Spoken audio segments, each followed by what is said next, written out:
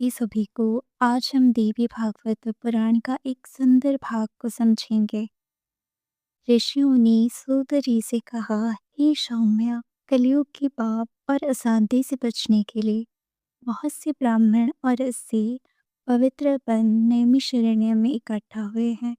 हम सब यहाँ एक ही उद्देश्य से आए हैं, ध्यान से पुराणों की कथा सुनने के लिए। ऋषियों ने ये भी कहा कि हर इंसान को अपना समय किसी न किसी तरह से बिताना पड़ता है। कुछ लोग अपना समय खेल, मनोरंजन और अन्य व्यर्थ कामों में निकाल देते हैं, लेकिन ज्ञानी लोग अपना समय शास्त्रों और अध्याय और ध्यान में लगाते हैं।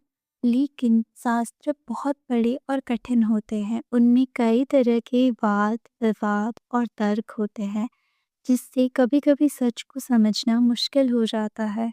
इसीलिए ऋषियों ने बताया कि शास्त्र और पुराण ये 3 प्रकार के होते हैं, सात्विक, राजसिक और तामसिक।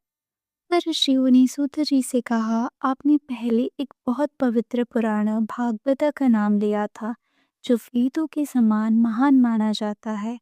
ये पुराण धर्म को बढ़ाता है, जीवन की इच्छाओं को पूरा करता है और जो लोग मोक्ष चाहते हैं उन्हें मुक्ति का मार्ग भी दिखाता है। इसीलिए सभी ऋषियों ने विनम्रता से प्रार्थना की, कृपया हमें इस दिव्य और श्रेष्ठ भागवत पुराण का कथा विस्तार से सुनाइए। और इसी प्रार्थना से देवी भागवत पुराण की पवित्र कथा और गहराई से आगे बढ़ते हैं। अगर इसका गहरा अर्थ समझे तो ये हमें एक बहुत इम्पॉर्टेंट बात सिखाती है।